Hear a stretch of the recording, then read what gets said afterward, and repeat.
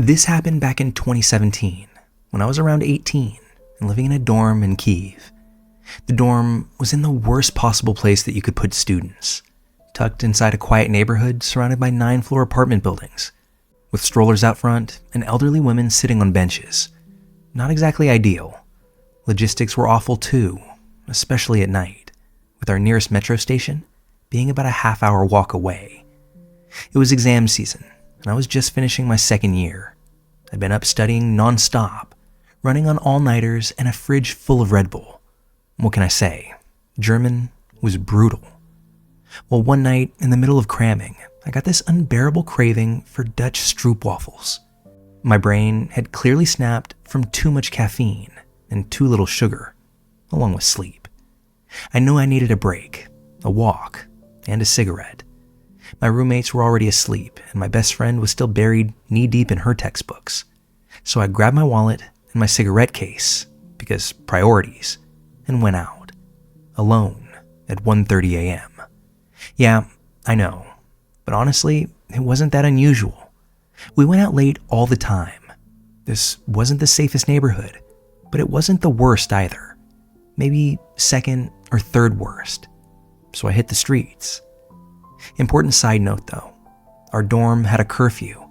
After midnight, the doors would lock automatically, and the only way to get back inside was to be buzzed in from the inside. Most often by this grumpy dorm lady who was on duty, although she'd usually be asleep, even though she was paid to work nights. I once knew someone who had to wait 15 minutes outside in freezing January, and still got yelled at for coming home late. Anyway, this was a warm and quiet night in May. I put in my headphones, lit a cigarette, and walked to the nearest 24/7 store, the ATB. It wasn't fancy, but it was only about a 10-minute walk away. I'm walking down the street when a man catches my eye. He was standing at a bus stop near the store, which in and of itself was a bit weird. Buses had stopped running over an hour earlier, and the next one wouldn't come until almost 6 a.m. I figured he was either drunk, homeless, or just hanging out in a visible spot waiting for a taxi. Well, to get to the store, I had to use the underground crossing near the bus stop. There was no convenient alternative unless I wanted to take a huge detour. My stroopwafel craving was winning, so I went for it. Yeah, I know, again. But before heading down the stairs, I looked back at the man, and 3 things seemed to hit me all at once. 1, he didn't look homeless. His clothes weren't fancy, but they were clean and fit properly. His face was clean shaven, and he looked normal. 2, he didn't seem drunk or high. He stood steadily, no bottles nearby, and his eyes looked completely sober, alert even. 3, and this was the most troubling. He was staring directly at me. He didn't blink, his eyes didn't shift, just this intense, focused stare, like he was trying to memorize everything about me. That's when he nodded. I nodded back as you typically would when greeting someone, and then I went off to get my waffles. The guy didn't follow me into the underground crossing, but when I looked back one last time, he was still standing there staring. After I got my snack, I honestly had forgotten about him. I had much bigger things on my mind, namely my German exam the next morning. So I started the walk back to my dorm the same way that I came. It didn't hit me that he might still be there until I saw him again. Same spot, same relentless stare. And now my gut was absolutely screaming. I picked up my pace, tried not to look directly at him, lit another cigarette in efforts to just calm my nerves. That's when I heard footsteps coming from behind me. I told myself maybe he just decided to go home at the same time. But why now? Why wait until I passed him? Why follow me onto a quiet, dimly lit street? I sped up my pace, and so did he. The street was now empty, and I still had about 5 minutes to go before I hit my door. It was nearly 2 a.m. My hands were full of waffles, and my gut was now full of panic. I was about to run when I heard him behind me. "Excuse me, miss, don't be scared. You dropped your cigarettes." I was exhausted though, sleep deprived, panicking, but I did glance back. The guy was holding a cigarette pack, Winston's, the exact brand that I smoked, and this caused me to slow down. But then I remembered something. I didn't carry packs of cigarettes. I had a cigarette case. I specifically had it because not only was it cool, but there were only room for 10 cigarettes. It helped me limit how much I smoked, and that night was no exception. I left my dorm with only my case. I never had a pack. So where the hell did that come from? In my momentary pause, this man's now smiling at me, and while he's now walking toward me, it's at an unsettlingly fast pace. When my mind kicked back into gear, I turned and ran. Of course, he ran too, and this made my heart drop. I couldn't even scream. I just saved my breath and kept going. For what it's worth, I'm not a very good runner. He was fast, and the distance between us shrank with every second, and my panic was now full blown. I knew there was a long, dark stretch of road leading to the dorm. No streetlights, no cover, and likely no one to help. Even if I made it to the door, I'd be stuck outside waiting to be buzzed in. There'd be no time to call anyone, and I knew that I'd be caught. I turned back once, and he was still smiling. That smile was all wrong, like he was enjoying this chase. He never said another word, just ran behind me in total silence with that same focused stare, coupled with an ear-to-ear grin. I was convinced that I was about to die. But right before that final stretch, I saw someone. At first, I thought it was another man working with him, but then I recognized his face. It was Alex, a third-year student from the dorm. Thank God. I ran straight up to him, screaming something like, "Alex, stop, please stop." He stopped, turned and looked at me. The man chasing slowed down. I didn't stop until I was around Alex's arm. I begged him to walk with me to the dorm. I was terrified that that man would sprint again after a short break, but instead, all he did was wave at me. Not a cool wave, but this clumsy, childlike flap of the hand, almost like a toddler trying to say bye-bye. Then he turned around and ran off. Alex and I rushed into the dorm. I tried my best to explain what had happened, though I'm not sure what I said made much sense. Alex was cool enough that he didn't ask questions. He just walked with me inside. I never did see that smiling man again. I lived in those dorms for 2 more years. Never once spotted him though. Although I was shaken, please believe I still ate my waffles. And after that, I bought pepper spray. I never had to use it, but to this day it still helps me feel safer. Now, this is just a scary story that I tell friends or awkward Tinder dates when the silence gets too weird. But one thing about it still bothers me. That cigarette pack. Winston's. Exactly what I smoked. How did he have them? And as much as I rack my brain, there are only 2 real possibilities. Either 1, it was a total coincidence. Or he saw me put out my cigarette before going into the underground crossing. He picked up the butt and went and bought the exact same brand while I was in the store. I know that the latter sounds far-fetched, but if that's what happened, then that thought honestly scares the hell out of me.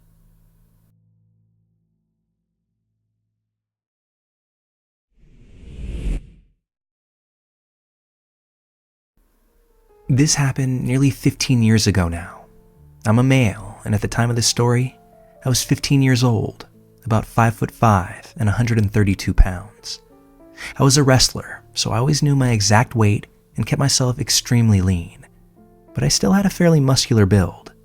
I lived in a relatively small town of around 50, maybe 60,000 people, and in my off-season, I did whatever I could to be somewhat active and outside. I had a friend, we'll call him B, who was really into disc golf and always asked me to come play with him and smoke a joint while we were in the more secluded parts of the course. He was a few years older than me, but no bigger than I was, and not exactly a great influence on me at the time. The small town that I lived in only had 2 disc golf courses, one at a very public park near a middle school, or the one at the edge of the town in an older park that was much, much bigger. Obviously, we weren't smoking for everyone else to see, so the edge of town, sealed off park it was. Little did I know that on Thursday afternoons, this park happened to be my town spot for gay men to meet and hook up in the parking lot. I live in the Midwest of the United States, so these were not your stylish, young, pretty boys. It was mostly guys aged 30 to 50 who were pretty big and aggressive yee-haw looking. So me and my friend finished the course and the joint. Walking out of the woods, we were anything but sober. We typically either just chilled in the grass or played catch after we finished up until my buddy was more normal and ready to drive us back. We noticed that there were way more cars in the parking lot than when we got there, and a lot of older guys sitting on trunks of their cars or on tailgates, loosely grouped together. This very large hairy man in a tank top and his tall, thin friend dressed like a biker gang member started to do wolf whistles toward me and my friend. I'm not gonna lie, I got pretty uncomfortable. Not because gay men whistled at me, but because we had to walk in their direction, and I could feel the eyes of way more guys on me than I wanted. For a testosterone-filled weight room junkie teenager, I didn't feel very safe here knowing that there were at least 30 guys in this group, and I could see in my peripheral that a fairly large portion were eyeing us closely as we walked toward the parking lot. I'll make it clear right now that I'm not a fighter, and I would never intend to hurt anyone aside from self-defense. But I was definitely confident in myself to hold someone off. Us two were just so outnumbered and not in the right state of mind, so anxiety made things a whole lot worse. A couple of the guys said some gross catcall-like things, more whistles, and that "whew" noise that rednecks make when they're excited about something, or instigating. I think they had the idea that we were some people they met online and were coming to meet up. Being high, I didn't care what was going on. I just wanted to be safe and not the center of attention. Once we got closer, that big hairy man who did the first catcall said something like, "You think you could handle this?" I just mumbled, "No thanks," and tried to keep walking. He yelled back, "What was that, boy?" To which I said more clearly, "No thanks, I'm not into that." He seemed offended and angrily said, "Not into what?" All I could get out was, "Sorry, I'm not gay."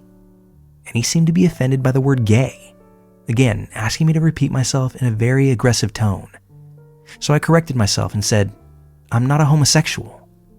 Things escalated from there real quick.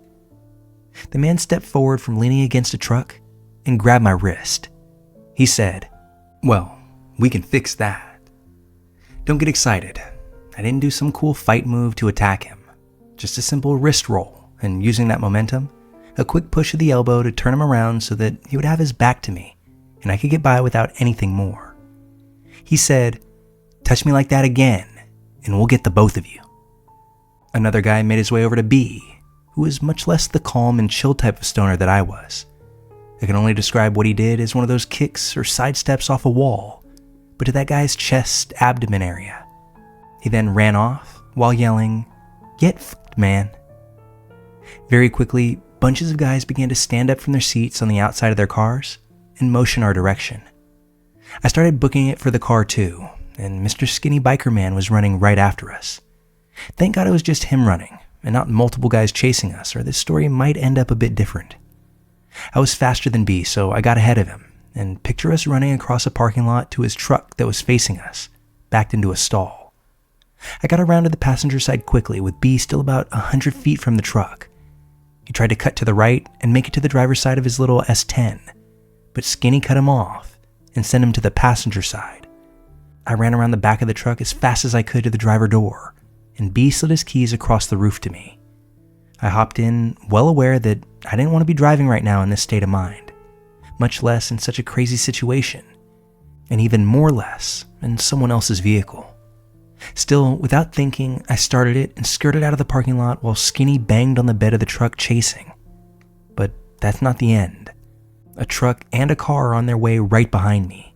Skinny jumped into the car that was in the back, and that's when the chase began. Terrified, and still high, mind you, I cut through the grass of the park to get to the main road more quickly, thinking I would lose them that way. These guys raced right over the speed bumps and around the bends in the park road right up to the main road. And they were driving so fast that I would have gotten T-boned if I didn't smash the pedal to the floor at the right time.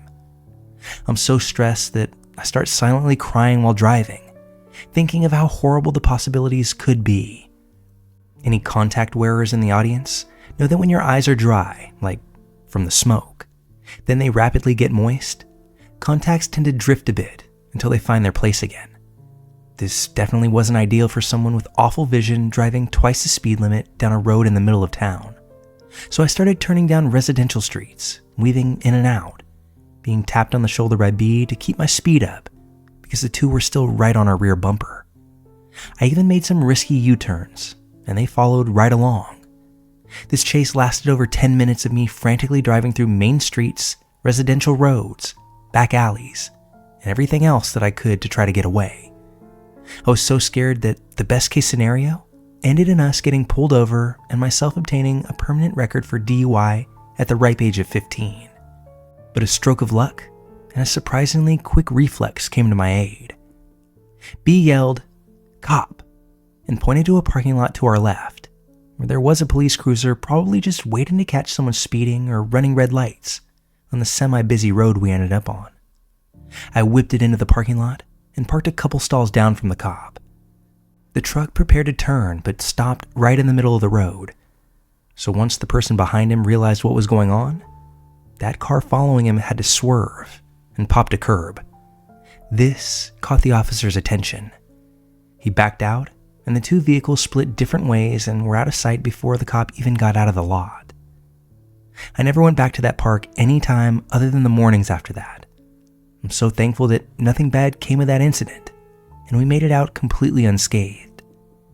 No idea what those guys would have done, but people engaging teenagers in a car chase probably don't have the best intentions in mind.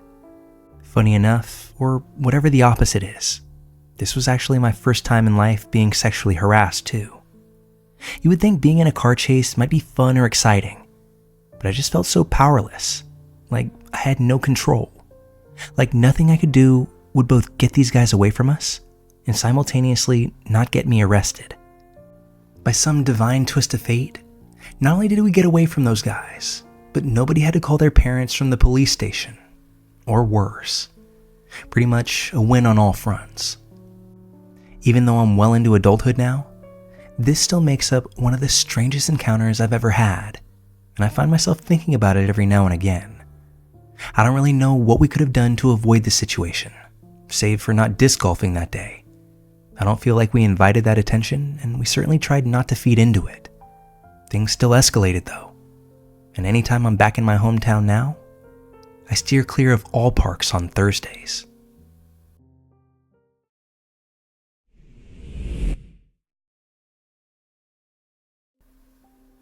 At age 12, I started babysitting for family friends who had 3 daughters ages 4 to 7. They lived in a cul-de-sac where nearly every home housed a young couple with children in elementary school. The neighborhood was extremely close-knit. Picture the 1950s American block party communities. They had a communal policy on using one another's toys. Any kid could use a play structure in someone else's yard anytime without ever asking. Shortly after I started working in the neighborhood, they revised the rule to anytime a family is not using a babysitter to watch their kids, to ensure I wouldn't get overwhelmed supervising a swarm of kids that I wasn't paid to watch. It was thus more or less known when parents were going out and leaving someone else in charge of their kids. I was welcome to take the girls to play in any other yard as they wanted. Their parents even gave me permission to let them play in someone else's yard or sandbox independently if I needed a short break. Being an avid Babysitters Club reader, I didn't leave the girls outside unsupervised ever. I would wait until someone else wanted a water or bathroom break and then corral everyone inside temporarily. Similarly, when the girls wanted to play in the treehouse owned by an older couple a few doors up the street, I climbed up, despite a slight fear of heights, and crouched in the little house with them, despite feelings of claustrophobia, in order to follow my own rule.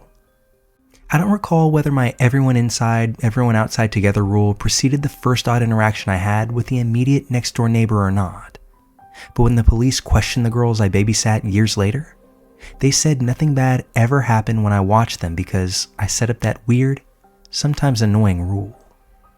One day, while playing basketball with the girls in the driveway, that next-door neighbor came outside in a baseball cap and sunglasses and sat down on his second-story deck to read a paperback book. I later noticed that he'd turned his chair 180 degrees to face us, as well as the basketball hoop. I couldn't tell if he was looking at us. He had no reaction to me staring at him, flipping pages in the book like someone would when reading. This behavior repeated every time we played basketball for the 5 years that I watched those girls. Eventually, it got to the point when I noticed him in the chair, accessories on.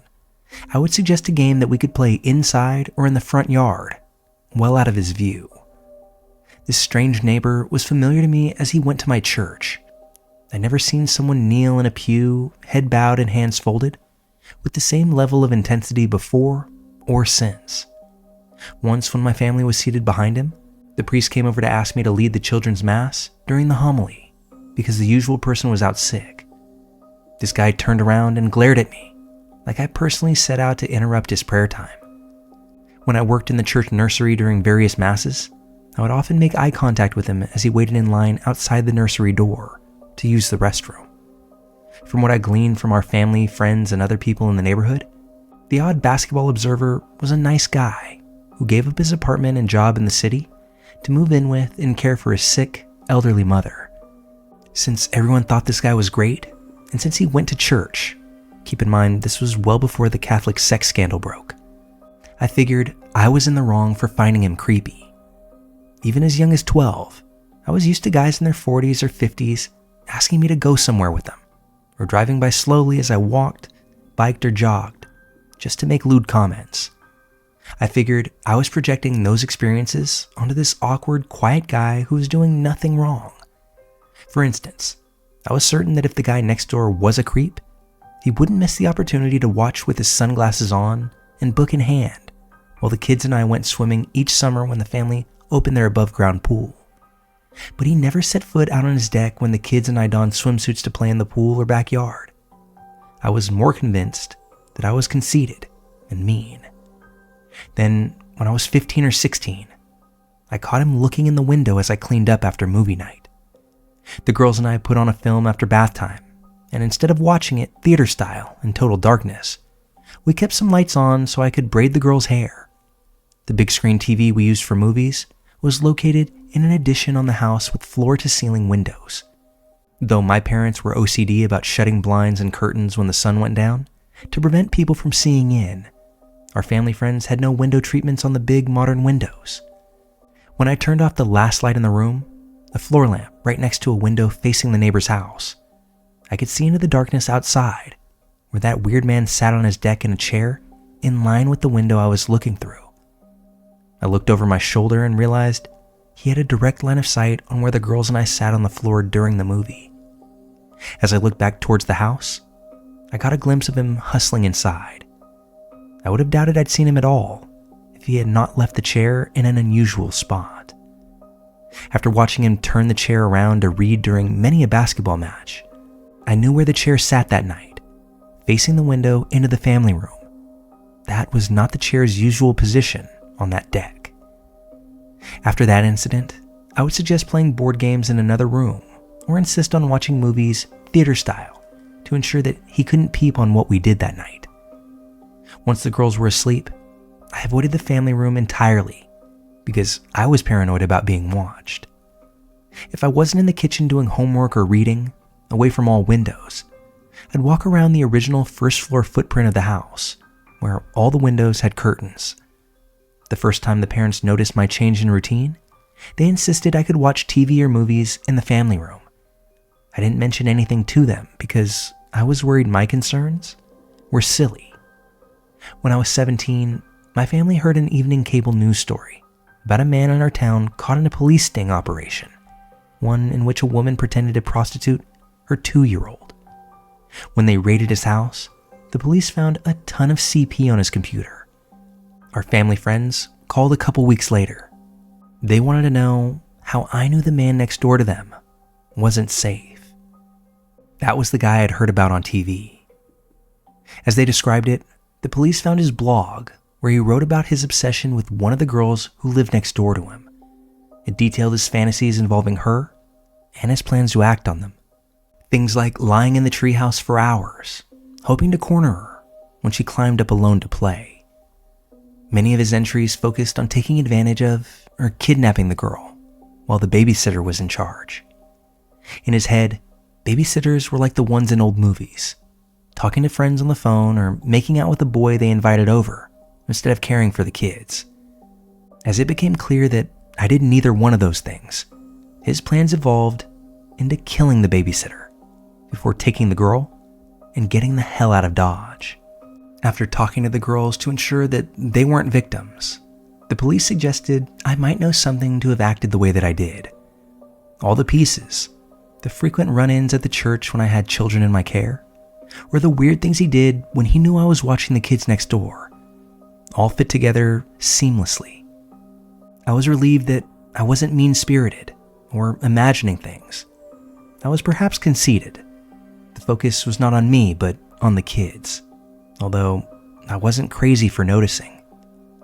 I recognize I wasn't the person most at risk in the situation, and yet, suburb pedo and would-be murderer, I can only pray that we never meet again.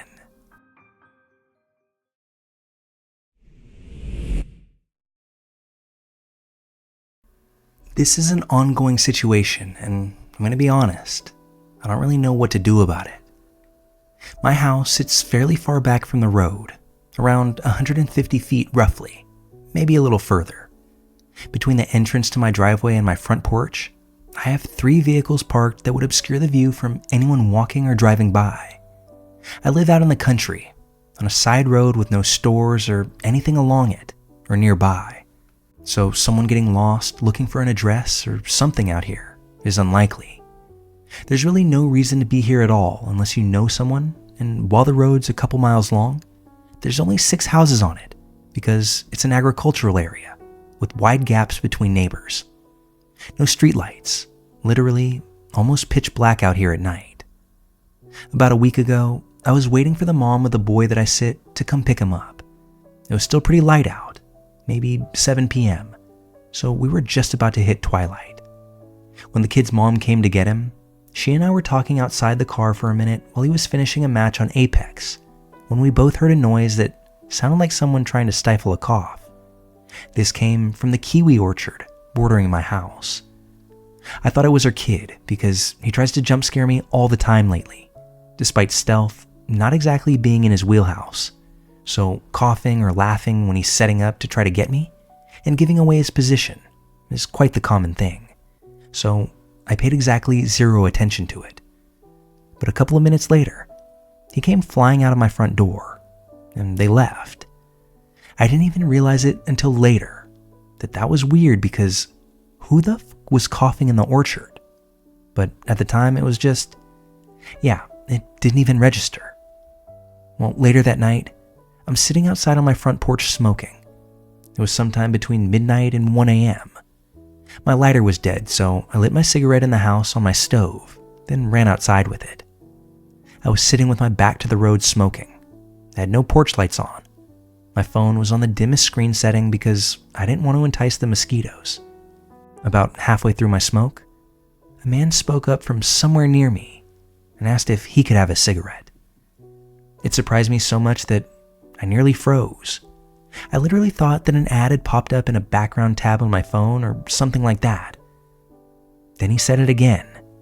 So I turned around and he was right behind me. This dude was tall, like really tall, somewhere between 6'4" and 6'7". Beard, long hair, barefoot, wearing maybe blue or gray pants, no shirt, and a long ass coat. Or maybe it was a robe. Kind of hard to tell in the dark, even though I had turned my phone flashlight on. When I say he was close, 5, maybe 6 feet away from me, and that's at most, like 2 steps, and he could have had his hands on me. I didn't know what to do or what to say. My heart was pounding, so I just pulled out my pack, and when he started to step forward, I said, "Nope, stop. You don't need to do that. Here."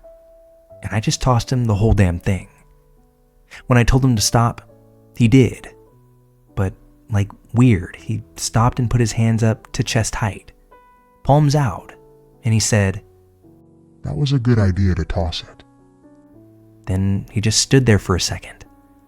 I was racking my brain to figure out something to say, and before I had the chance, this weird MF backed away. Like he walked backwards, back towards the road, to where I couldn't see him any longer. I didn't hear footsteps after that though, so I don't know if he kept walking or just stopped.